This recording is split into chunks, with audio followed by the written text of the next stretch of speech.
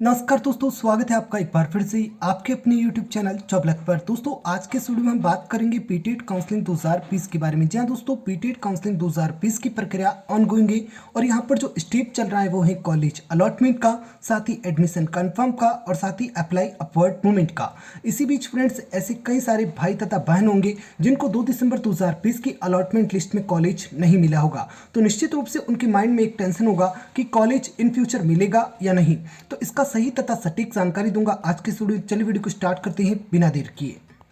अगर आपको ये वीडियो अच्छा लगता है तो प्लीज वीडियो को लाइक जरूर कीजिएगा। इस वीडियो के अंतर्गत सबसे पहले बात करेंगे कि भाई आपको कॉलेज अब कब मिलेगा। उसी के साथ फ्रेंड्स बात करेंगे कि अब आपको कॉलेज कैसे मिलेगा और उसके बाद फ्रेंड्स बात करेंगे कि अब कॉलेज किसको मिलेगा। तो पूरी जानकारी आपको आज के इस वीडियो के अंतर्गत देखने को मिलेगी। सबसे पहले फ्रेंड्स बात करते हैं कि अब आपको कॉलेज कब मिलेगा। तो फ्रेंड्स इसके लिए हम आ चुके हैं पीटीटी की ऑफिशियल वेबसाइट पर और यहाँ पर आप देख सकते हैं आपके 2 ईयर के शेड्यूल के पेज पर हम आ चुके हैं।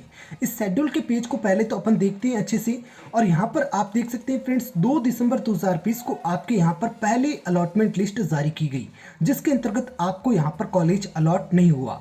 अब जिनको भी यहाँ पर कॉलेज अलॉट हुआ है वो बच्चे क्या करेंगे, 2 तारीख से लेकर 7 तारीख तक अपने डॉक्यूमेंट भी जमा करवाएंगे और साथ ही साथ फीस भी जमा करवाएंगे।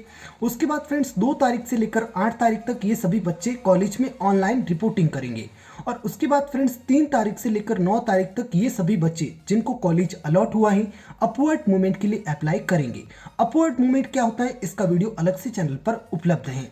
उसके बाद फ्रेंड्स अपवर्ड मूवमेंट का जैसे ही इनका रिजल्ट आएगा 11 दिसंबर 2020 को, उसी के साथ फ्रेंड्स यहाँ पर गैर आवंटित अभ्यर्थी यानी ऐसे अभ्यर्थी जिनको अभी तक कॉलेज नहीं मिला है, यानी 2 तारीख को जिनको कॉलेज नहीं मिला है उनको यहाँ पे कॉलेज दिया जाएगा। अब फ्रेंड्स आपका सवाल होगा कि सर यहाँ पर गैर आवंटित अभ्यर्थियों को कॉलेज देना था तो 2 तारीख को ही दे देते, अभी क्यों दे रहे हैं 11 तारीख को, साथ में हमें भी दे देते। तो अभी आप अपने इस सवाल का जवाब समझिए।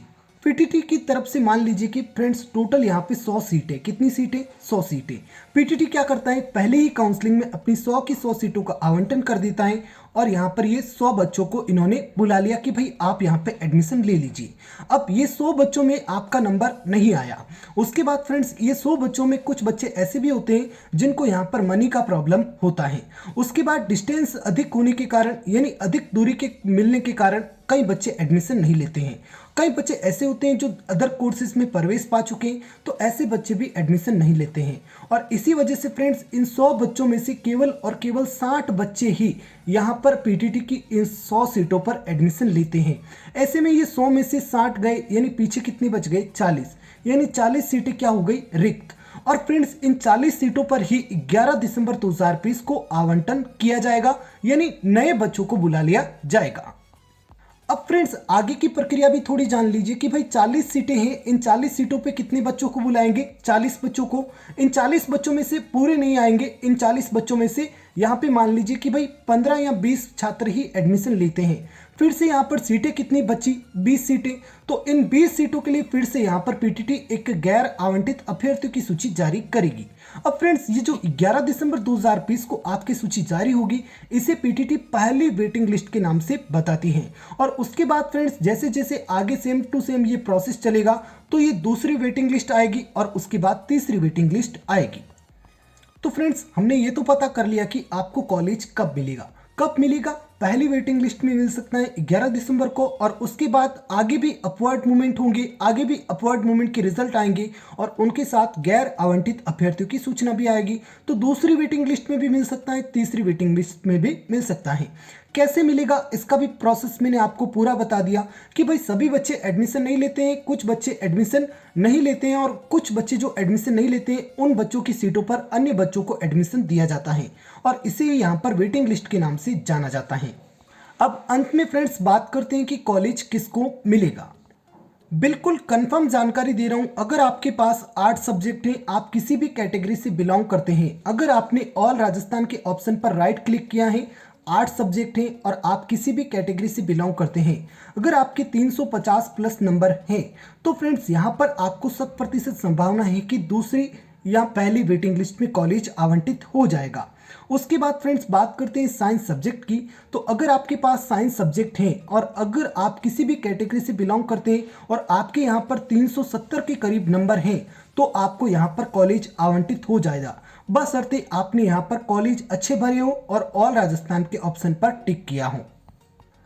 अब एक बात यहाँ पर आप मेरी और ये भी सुन लीजिए कि जैसा मैंने कहा कि भाई 8 सब्जेक्ट हैं, 350 नंबर है तो आपको कॉलेज मिल जाएगा, ये तो 100% श्योर है। क्योंकि फ्रेंड्स अगर आपने ऑल राजस्थान के ऑप्शन पर टिक किया है तो आपको कॉलेज मिलने की संभावनाएं मतलब प्रोबेबिलिटी बढ़ जाती हैं और इसी वजह से आपको फर्स्ट या सेकेंड वेटिंग लिस्ट में कॉलेज आवंटित हो जाएगा। लेकिन फ्रेंड्स यहाँ पे मैं आपको ये कंफर्म नहीं कह रहा कि भाई 350 नंबर से कम वालों को कॉलेज नहीं मिलेगा, ऐसा भी नहीं है। क्योंकि यहाँ पे फ्रेंड्स पिछले 3 सालों के परिणामों में 285 नंबर जिनके आए हैं उनको भी कॉलेज अलॉट हुआ है। वो कैसे हुआ है उसको भी मैं आपको समझाने की कोशिश कर रहा हूँ।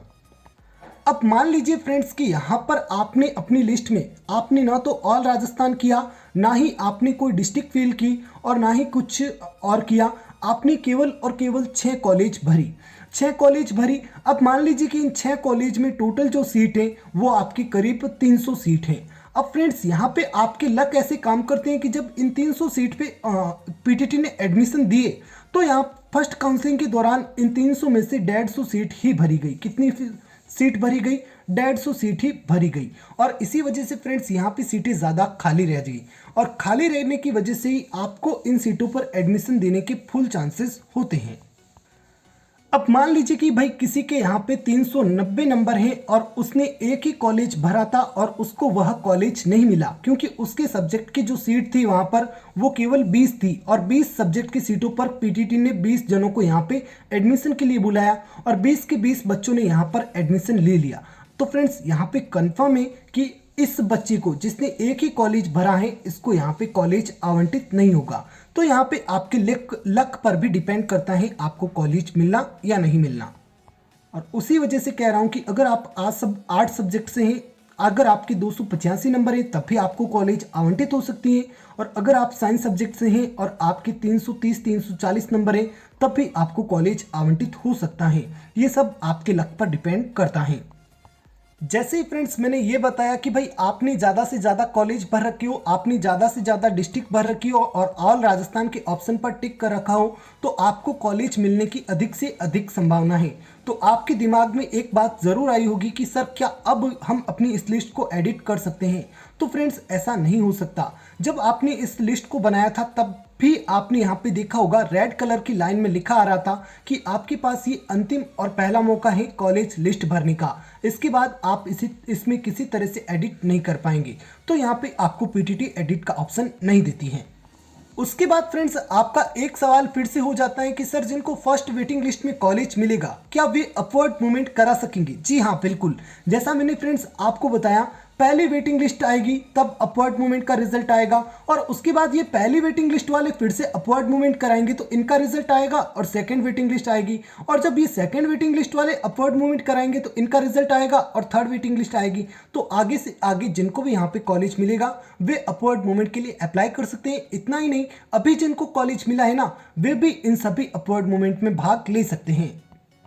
बाकी फ्रेंड्स दुनियादारी में क्या चल रहा है ये मैं भी देख रहा हूँ। लोग बता रहे हैं कि सेकंड काउंसलिंग होगी, ये होगा वो होगा, आप एडिट कर सकते हैं। तो फ्रेंड्स ऐसा कुछ भी नहीं है, आप सही तथा सटीक जानकारी रखिए। बिल्कुल यहाँ पे प्रूफ के साथ मैंने आपको ये सारी जानकारी दी है और निश्चित रूप से आपको ये समझ में भी आई होगी। यदि समझ में आया तो प्लीज़ वीडियो को लाइक कीजिए। इस वीडियो का लाइक एम केवल 500 लाइक से, तो प्लीज़ इसको कंप्लीट कर दीजिए। और चैनल पर 35 के सब्सक्राइबर कंप्लीट होने वाले हैं तो प्लीज़ उसमें थोड़ा सहयोग दीजिए, उसको जल्दी से जल्दी 35 के करने की कृपा कीजिए। तो फ्रेंड्स थैंक्स फॉर वॉचिंग। जय हिंद जय भारत। और हाँ फ्रेंड्स, इससे संबंधित कोई भी डाउट है तो प्लीज़ कमेंट बॉक्स में लिखना मत भूलिए, या तो रिप्लाई के माध्यम से या फिर वीडियो के माध्यम से आपके उस डाउट को क्लियर किया जाएगा। Thanks for watching. जय हिंद जय भारत।